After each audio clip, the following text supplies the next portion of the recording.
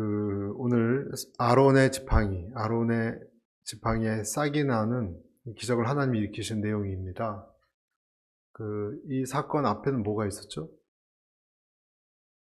이 아론 지팡이 사건 바로 전에 반역 사건이 있었죠. 그렇죠?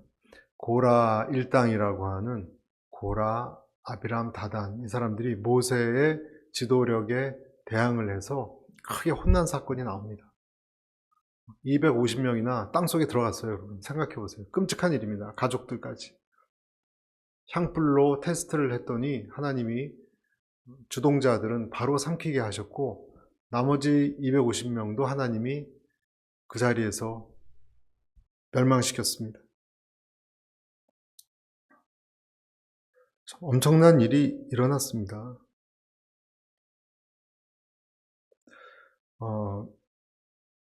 이게 16장에 일어난 것이고요. 17장에는 이제 오늘 이런 지팡이 이야기가 나오는 것입니다. 16장에 우리가 알듯이 고라의 반란 사건, 왜 일어났느냐?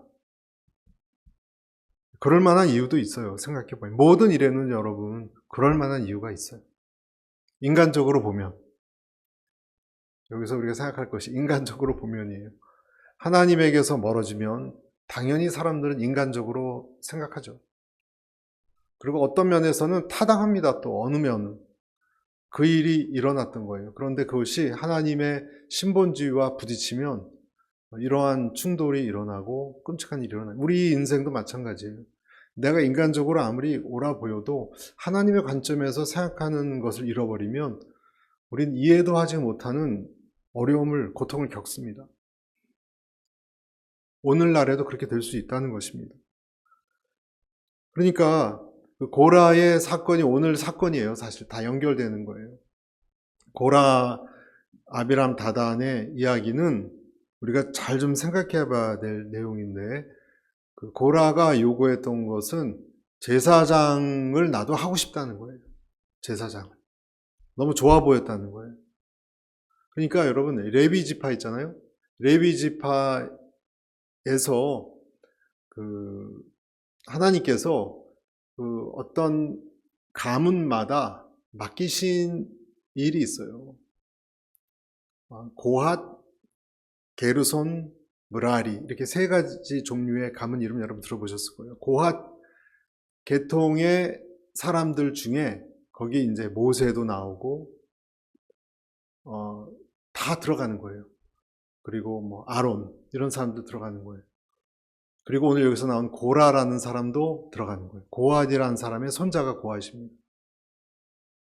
고핫 사람들은 뭘 했느냐?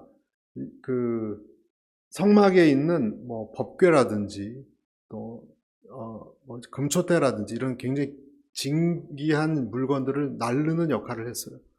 그러니까 가장 핵심적인 역할을 한 가문이 여러분 고핫 가문이고 그 다음에 게르손, 므라리 이런 사람들은 뭐 장막이라든지 천이라든지 말뚝이라든지 좀 하드웨어적인 거, 좀 우리가 보기엔 덜 고급스러운, 그러니까 제일 확실하게 고급스러운 최고의 자리를 역할했던 사람들이 고핫 자손인데 그 속에 모세도 있었고 그 다음에 아론도 있었다는 거예요. 근데 하나님께서 아론을 들어서 제사장직을 맡겼습니다. 아론을. 하나님이 하신 거거든요. 근데 아론의 두 아들이 있었습니다. 나답과 아비후라고. 그런데 어디 가서 잘못된 불로 함부로 제단에 불을 붙이고 들이다가 하나님께 맞아서 즉사합니다. 그래서 엘르아살이라는 그 세 번째 아들을 제사장으로 세웠어요. 그러니까 하나님이 아론에게는 제사장직을 맡긴 거예요. 그리고 우리가 알듯이 모세에게는 전체 지도자 역할을 맡겼습니다. 그리고 고핫의 오늘 여기 나온 고라는 누구냐? 사춘지간이에요, 사춘, 여러분. 그러니까 성골, 골품제도를 예를 들자면 최고의 귀족의 성골인 고핫의 같은 성골입니다. 그런데 모세는 전체 리더십을 발휘하고 있죠. 또 아론은 제사장에 멋지게 그런 제사장직을 다 수행하고 있죠. 그것도 대제사장으로서. 자기는 뭘 하느냐? 물건 나르는 거예요. 금초대, 뭐 분향단 이런 걸 나르는 거예요. 자존심 상하는 거예요. 그래서. 그리고 이제는 나한테 제사장이 될 만한데 왜 첫째, 둘째 아들이 하나님께 징벌받아 죽었는데 나 좀 시키지. 나 좀 시키지. 왜 셋째 아들 엘르아사를 또 제사장을 세우느냐? 너희들끼리 다 해먹느냐? 뭐 이런 마음이 들었던 것이 고라입니다. 그리고 나머지 고라 외에 같이 따라왔던 다단, 아비람 이 사람들은 르우벤 지파예요. 르우벤은 또 장남 지파잖아요. 그러니까 나름대로 내노라 할 만한 한가닥 하는 사람들이 불만을 제기한 겁니다. 항상 그렇습니다, 여러분. 그럴 만한 사람들이 들고 일어납니다. 일종의 권력 투쟁이 처음으로 일어난 것이 오늘 이 고라 사건이다 라는 것을 알 수가 있어요. 그런데 모세가 뭐라고 얘기했냐면, 모세가 너희 꿰뚫어 봤어요. 고라를 꿰뚫어 보고 너희가 분수에 지나치고 모든 회중이 다 거룩하고 하나님도 그들 중에 있는데 왜 너희들 스스로 높이느냐? 모세는 어떤 영성이 있던 사람이라서 그런지 꿰뚫어 봤습니다. 그런데 고라와 그 사람들은 민주주의 하자고 얘기하는 거예요. 민주주의. 너희들도 하고 돌아가면서 하자 리더십을. 다 똑같은 제사장 될 자격이 있을 법한데 왜 하나님이 너희들만 쓰겠느냐. 그래서 백성들의 어떤 평등의식이라 그래야 되나, 백성들의 원망 같은 거, 그런 것을 마치 자기가 대변하는 것처럼 리더가 돼서, 사실 고라는 존경도 많이 받았거든요. 다른 사람도 많았고. 그러니까 자기의 사람들의 억울함을, 항상 그렇잖아요. 전체 사람들의 억울함을 대변하는 듯한 제스처로 리더를 공격하잖아요. 언제나. 그 사람들을 억울한 걸 내가 대신 말해주는 겁니다. 모세요. 들어보시오. 우린 다 평등한 사람들 아닙니까? 그러니까 설득력도 있는 거죠. 그러니까 250명이나 그것도 최고 리더들이, 엘리트들이 고라 일당을 따라와서 지금 아주 큰 문제가 생긴 거예요, 여러분. 출애굽한 사람들이 이제 어떻게 가나안 땅 못 들어갑니다, 이러면. 서로 싸워서.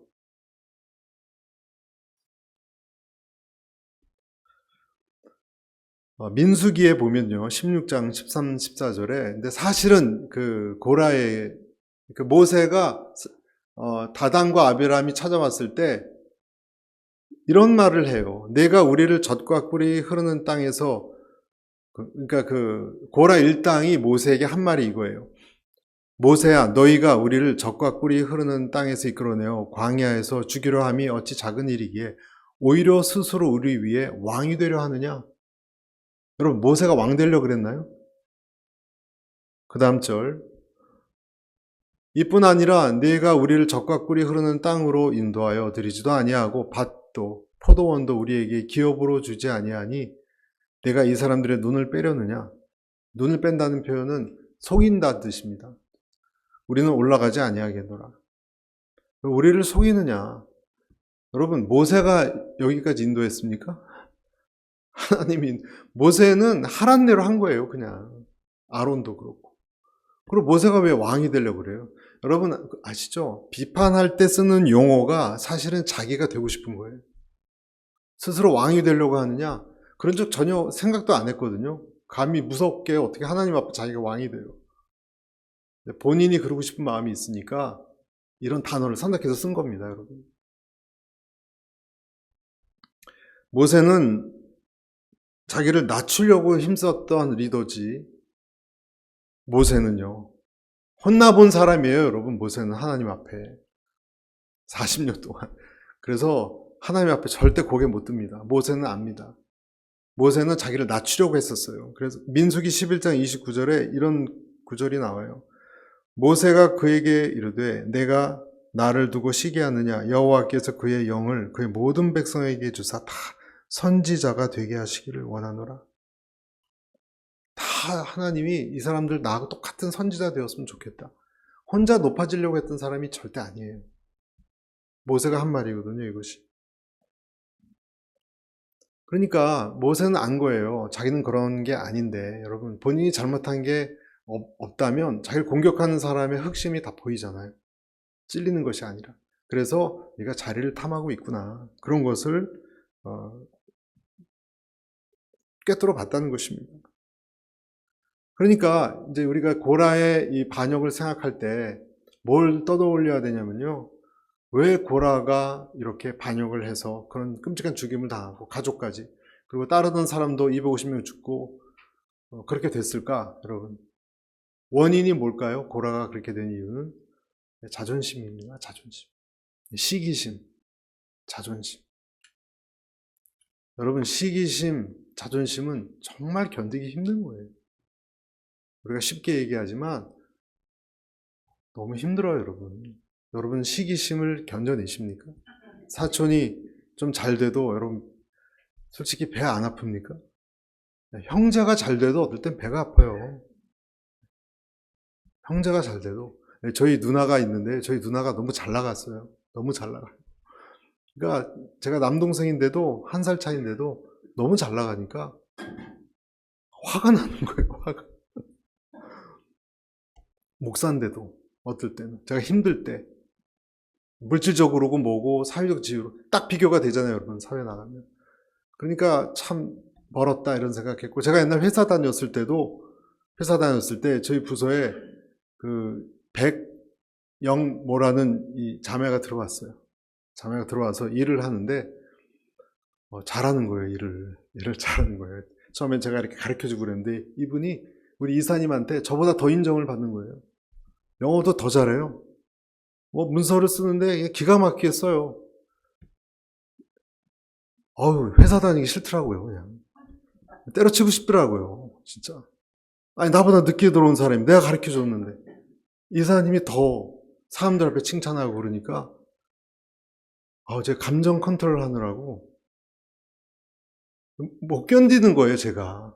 참 그렇게 속 좁은 저를 봤어요, 그때. 여러분은 어떠세요? 그러니까 이 사달이 난 겁니다. 사람은요, 이 질투심이라는 것은 정말 무서운 겁니다. 여러분, 고라가 이것이 하나님이 모세와 아론을 세운 거 몰랐을까요?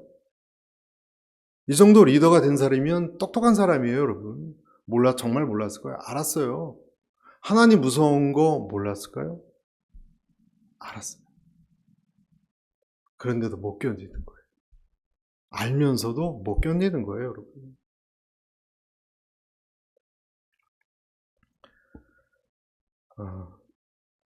모세하고 아론하고 이 지도력을 의심했고 대항했던 사람들은 죽었습니다. 그래서 결말을 맞았는데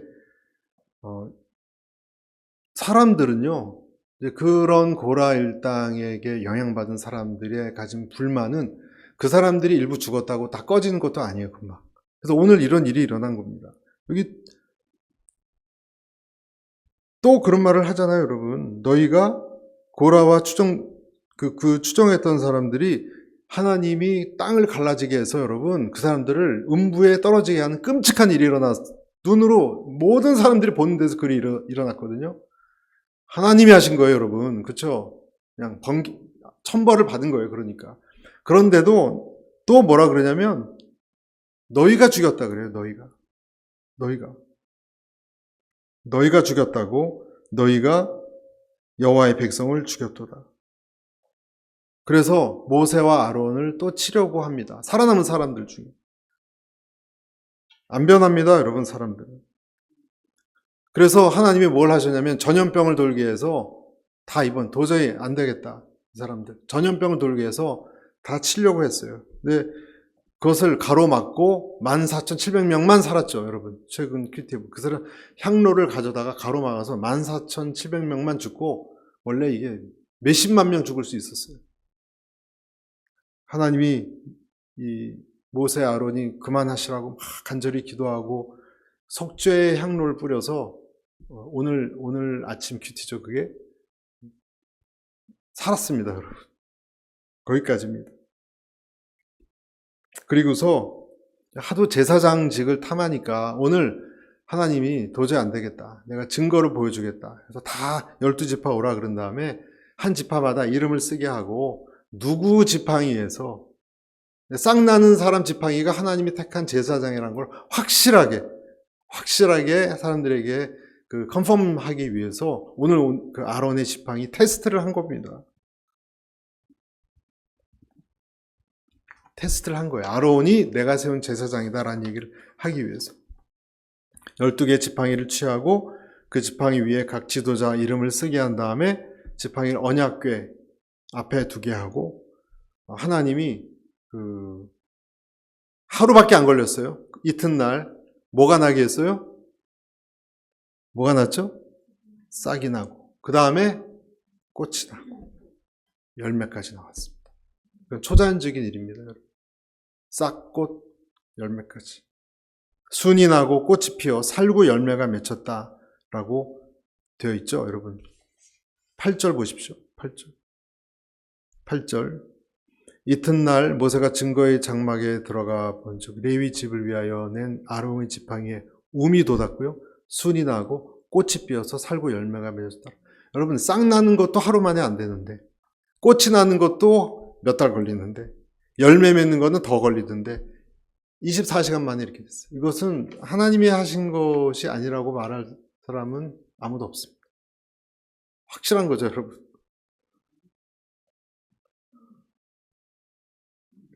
그래서 6절에서부터 다시 한번 보면 이튿날 6절에서 모세가 이스라엘 자손에게 말하되 그들의 지휘관들이 각 지파대로 지팡이 하나씩을 그에게 주었으니 그 지팡이가 모두 12이라. 그 중에 아론의 지팡이가 있었더라. 7절 모세가 그 지팡이들을 증거의 장막한 여호와 앞에 두었더라. 8절 같이 읽습니다. 이튿날 모세가 증거의 장막에 들어가 본즉 레위 집을 위하여 낸 아론의 지팡이에 움이 돋고 순이 나고 꽃이 피어서 살구 열매가 맺혔더라. 9절 모세가 그 지팡이 전부를 여호와 앞에서 이스라엘 모든 자손에게로 가져오매 그들이 보고 각각 지팡이를 집어들었더라. 10절 같이 읽겠습니다. 여호와께서 또 모세에게 이르시되 아론의 지팡이는 증거궤 앞으로 도로 가져다가 거기 간직하여 번역한 자에 대한 표징이 되게 하여 그들로 내게 대한 원망을 그치고 죽지 않게 할지. 중요한 건요, 제일 끝에 있어요.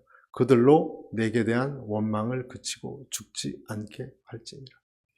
오늘 저는 이 살구꽃, 살구순 꽃 열매 난 것에 대해서 두 가지 너무너무 중요한 내용을 여러분 꼭 정말 이 말씀 하고 싶어서 안달이 났습니다. 낮에 꼭 전하고 싶습니다. 여러분 꼭 이 두 가지는 오늘 생각해 보시고 또 적용하시고 돌아가셨으면 좋겠어요. 도대체 이게 무슨 의미냐? 그렇다면 이것이 하나님 뭘 말씀하고자 하는 것이냐? 첫째, 지팡이의 살구꽃 열매는 하나님의 뭘 뜻해요? 은혜를 뜻해요. 자, 무슨 말씀을 드리려고 하는 것이냐면요.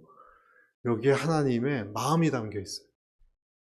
한 이 기적에는요, 단지 기적만이 아니라 하나님의 마음이 담겨 있어요.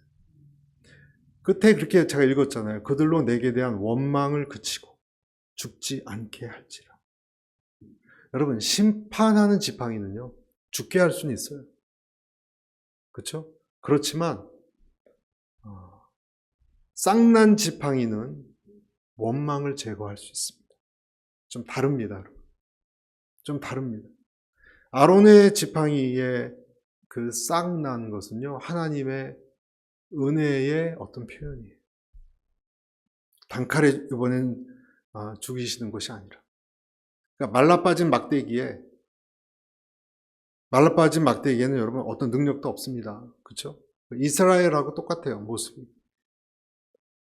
말라빠진 이스라엘 죽은 막대기가 우리의 모습하고도 똑같아요. 거기는 어떤 원기도 없고 생명도 없어요. 오래된 말라빠진 막대기예요, 그냥. 사람들이 그런 데서 무슨 선한 것이 나올 수 있을까 하는 존재가 그런 지팡이 같은 존재입니다. 그런데 여러분, 그런 데에서 하나님의 은혜가 개입되지 않으면 어떤 것도 일어날 수가 없어요. 어떤 것도. 생각해보면 하나님의 은혜 때문에 모든 것이 가능한 거예요. 이스라엘이 어떻게 광야길에서 날마다 그렇게 인도함을 받을 수 있습니까? 여러분이 오늘 이 자리에서 하나님을 알게 되고 또 여러분 나름의 간증이 있잖아요. 그것이 어떻게 하나님의 은혜를 빼고 설명할 수 있습니까, 여러분? 설명할 수 있습니까? 그럴 수 없어요. 인도함 받는 것, 그렇게 원망이 많고 불평이 많고 변덕스럽고 저와 여러분들처럼 알면서 죄를 짓고 비판하고 하나님한테 원망하고, 얼마나 우리는 솔직히 원망 많이 합니까? 어리석고, 그런데도 하나님의 인도하심이 계속 유지된다 하는 것은 여러분 은혜죠. 그 해답은 그래서 하나님의 쌍난 지팡이의 이런 방식에서 우리가 찾을 수 있어요. 죽어버린 막대기가 자연에서는 어떤 푸른 싹도 나올 수 없는 그런 것이라면, 절망이라면, 이 싹이 나고 꽃이 피고 열매 맺는 것은 하나님의 생명의 어떤 증거이고 표현이에요.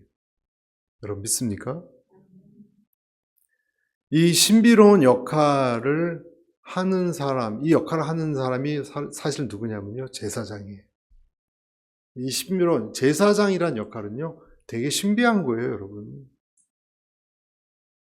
그러니까 모든 인도함의 모세의 지팡이는 어떤 면에서는 정말 바다를 가르고 불가능한 것이 없게 군사를 때려 눕힐 수 있고 심판하고 뱀으로 바꾸고 그런 일은 할 수 있어요. 하지만 그것만 갖고는 여러분 하나님이 인도하시면요 불충분합니다.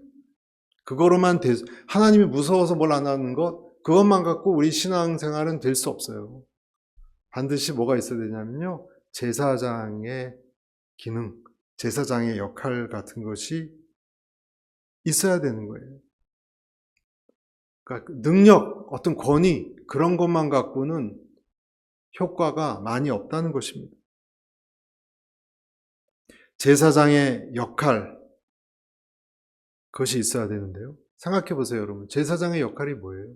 여러분, 예배라는 게 뭐예요? 예배라는 게 너무 어떻게 보면 나약하지 않습니까? 세상 사람들은 나가서 싸워야 되고 투쟁하고 완력으로 하고 그러는데 우리는 뭐예요?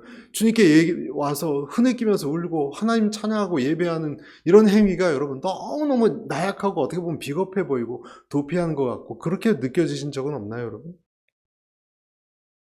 그런 적은 없나요? 공부하는 학생이 있다고 칩시다.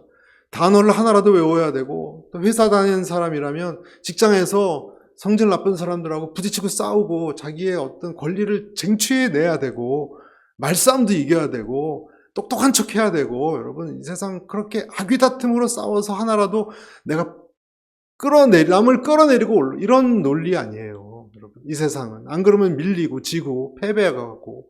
그런데 우리는 예수 그리스도는 뭐라 그러죠? 와서 흐느끼며 주님께 예배하며 나가는 것이 무슨 능력이 있어 보여요, 여러분. 그런데 능력이 있어요, 여러분. 능력이 있어요. 왜냐하면 여러분, 막대기에서 생명이 나게 하는 것은요, 헤라클레스도 할 수 없는 거예요. 그것은 어떤 신비로운 어떤 분의 정말 초자연적인 능력이 있어야 어떤 마술사도 할 수 없어요, 이것은. 죽은 막대기에서 싹이 나고 꽃까지 피고 열매까지 맺는다? 그렇게 될 수 있는 것이 아닙니다. 그러니까 교회에서 제사장이나 또 교회에서 여러분이 기도하는 이 모든 영적인 은혜라는 것은요, 사람으로부터 나올 수 있는 것이 절대 아니에요. 하나님으로부터 나오는 거예요. 그래서 사도 바울도 갈라디아서 1장 1절에 이런 표현을 썼어요. 사람들에게서 난 것도 아니요, 사람으로 말미암은 것도 아니요, 오직 예수 그리스도와 그를 죽은 자 가운데 살리신 하나님 아버지로 말미암은 사도된 바울. 내가 지금 이러는 거 나는 내 힘으로 있는 거 아니다. 여러분, 교회에서 일어나는 영적인 일은요, 사람의 재능이나 계획이나 의지나 그런 것이 아니라 어떤 특별한 근원이 있습니다. 고상한 근원이 있습니다. 어떤 누군가 오늘 고라처럼 자기가 계급장을 만들고 모세를 끌어내리고 올라간다고 그 사람이 그 역할을 할 수 있는 것이 아니에요. 교회 리더들도 마찬가지예요. 그가 순장이 되었건 목사가 되었건 권사 장로님이 되었건 그 사람에게 어떤 것이 책임과 함께 권위가 주어졌을 때는요, 하나님이 주신 것이지 여러분 절대 우습게 볼 수 없는 거예요. 심지어는 순장님의 권위도 하나님이 주신 거예요. 왜냐하면 그런 것은 그 사람이 그 일을 행할 때 모든 것은 사람에게서 나온 것이 아니니까. 다른 숭고한 고상한 어떤 근원에서 나오는 거예요.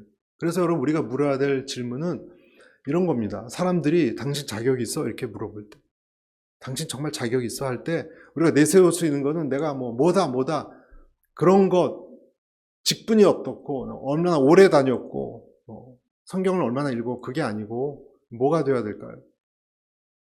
여러분에게서 나오는 성령 또는 하나님의 어떤 꽃과 같은 그런 부드러운 열매 같은 거예요. 여러분, 그것이 여러분이 하나님이라는 근원에서부터 영향받아서 나왔다는 것을 증명하는 거예요. 내가 할 수 있는 게 아닙니다, 여러분. 여러분, 하나님이 주시는 힘으로 여러분이 나타날 때 사람들이 그것을 보고 감동받습니다. 여러분 생각해 보세요. 평안이라는 것, 여러분이 애를 쓴다고 여기서 탁 튀어나옵니까? 아니, 평안해야지. 잠이 안 오고 괴로울 때 여러분 평안해야지 마음 먹는다고 평안이 옵니까? 또 누군가를 여러분 사랑하려고 하는 것도 사랑이 억지로 됩니까?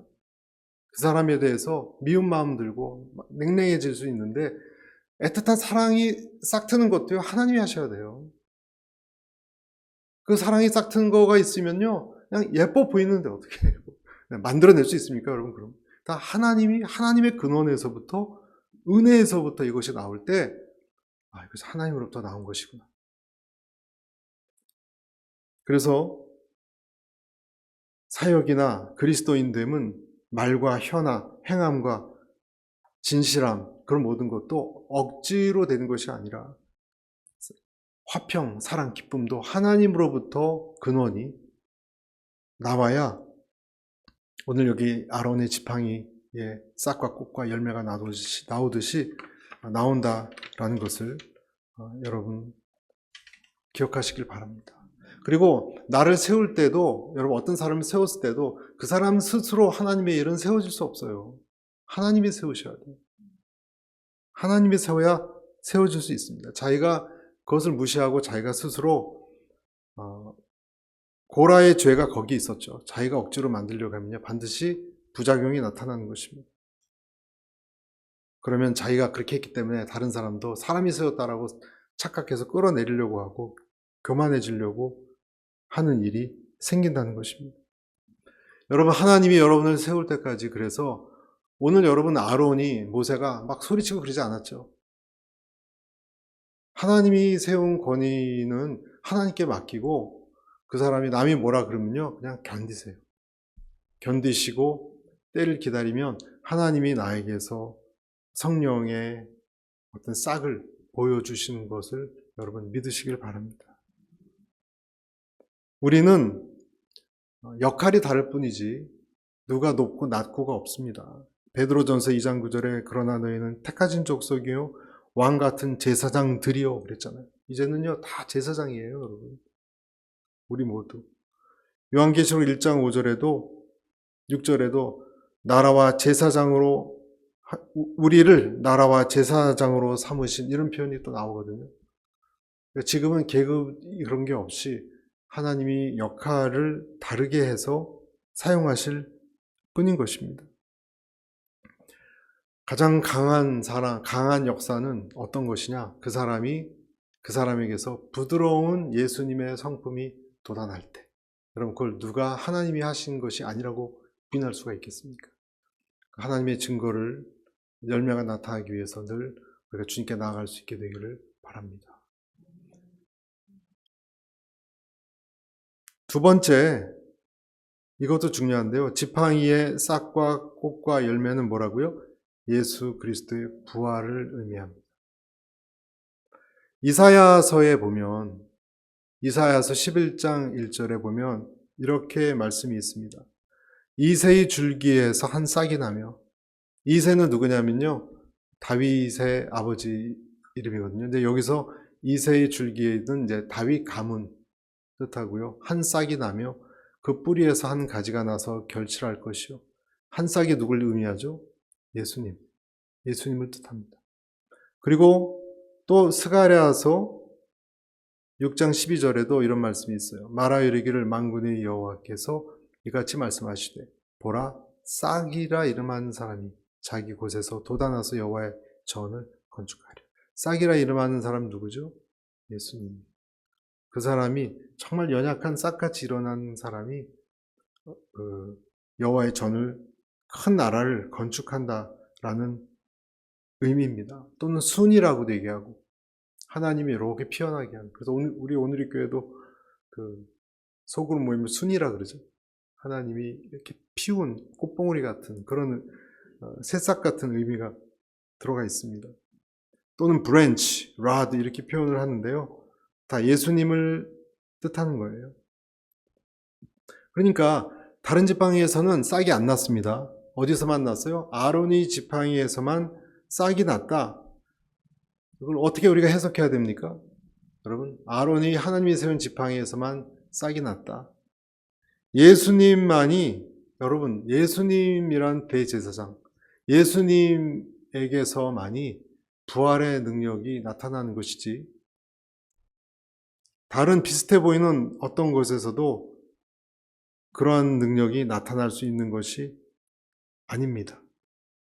여러분, 예수님이란 지팡이에서 싹이 나는 것입니다. 레위가, 여러분, 레위라는 뜻 있죠? 레위가 연합이라는 뜻이거든요. 연합. 그러니까 레위 지파의 대제사장 아론에게서, 다른 지파는 뭐 르우벤 무슨 그런 지파에서는 싹이 안 났어요. 하나님이 세운 연합된 지파, 거기서 특히 아론에게서, 그 지팡이에서 싹이 났다는 거예요, 여러분. 부활의 싹이 났다는 거예요.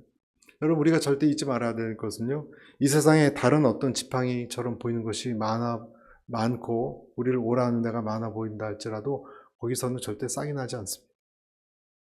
여러분, 플라스틱 꽃은 절대 열매 맺지 않습니다. 거기서는 아무것도 정성을 들이고 비나이다 해도요, 여러분, 아무것도 나오지 않습니다. 동양 종교에 보면 자기 학대하기까지 열심히 만배 절하고 그런 것까지 있지 않습니까? 그래도 거기서는 여러분 싹이 나지 않습니다. 주님과 연합된 인생에서만이 싹이 난다.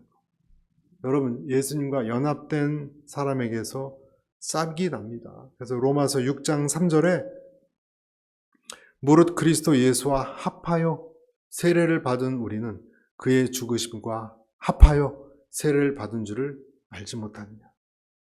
로마서 6장 5절에도 같이 읽어볼까요? 만일 우리가 그의 죽으심과 같은 모양으로 연합한 자가 되었으면 또한 그의 부활과 같은 모양으로 연합한 자도 되리라. 여기서 여러분 보십시오. 우리가 그의 죽으심과 같은 모양으로 연합한 자가 되었다 그랬습니다. 여러분, 연합이라는 것은 먼저 여러분과 제가 연합된 자가 늘 되어 있기를 주의 이름으로 축복합니다. 연합한 자가 됐다는 것은요, 성령세를 불같이 받고 나가서 전도하고 엄청난 소리로 기도하고 그런 사람을 말한 것도 맞아요. 그것도 그런 증상이 나타나는 건 맞는데, 그보다 더 중요한 것은 주님과 섞인 거예요. 여러분, 섞인 거. 여러분, 주님과 섞이기 위해서는 어떻게 돼야 돼요? 아까 제가 보여드린 것처럼 뭐라고 되어 있냐, 그의 죽으심과 같은 모양으로 그와 같이 죽고 다시 살아난 사람이 연합을 합니다. 그 사람은 예수님의 성분이 내 안에 들어오는 것을 체험합니다. 그 사람이 연합된 사람입니다. 그러면 연합된 사람에게는요, 어떤 내게 원래 없었던 어떤 신비로운 부활의 능력 같은 것이 주어집니다. 소망 같은 것이 주어집니다. 평강이라고도 얘기할 수도 있고. 죽고 예수님과 같이 태어난 사람은 아론의 싹과 꽃과 열매 같은 것이 마치 부활을 상징하는 것처럼 나타납니다. 그런 사람이 힘을 낼 수 있습니다. 여러분에게 힘이 나게 되시기를 축복합니다. 네, 어떤 하나님이 없다라고 막 떠들었던 어떤 대단히 훌륭한 세상에 존경받는 사람이 있었어요. 사르트르라는 한때 유명한 2차 대전 끝나고 철학자인데 큰 어떤 철학 사조까지 만든 사르트르라고 있습니다.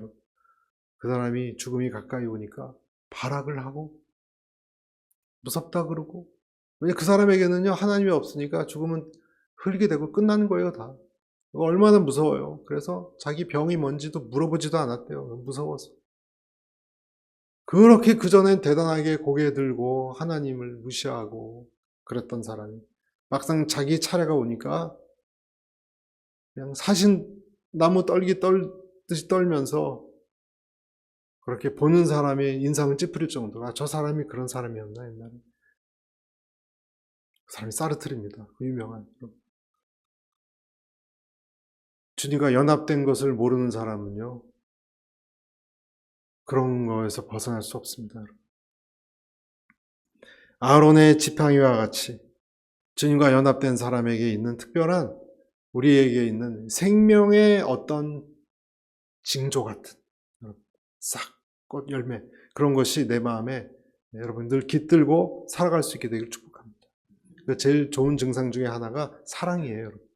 사랑이 있고 내 마음에 평안이 있다면 그 사람은 살구꽃 같은 게 거닐고 있다라고 생각하셔도 되는 겁니다. 그런데 연합되지 않는 사람은요 죽었다 깨도 이해를 못해요. 여러분.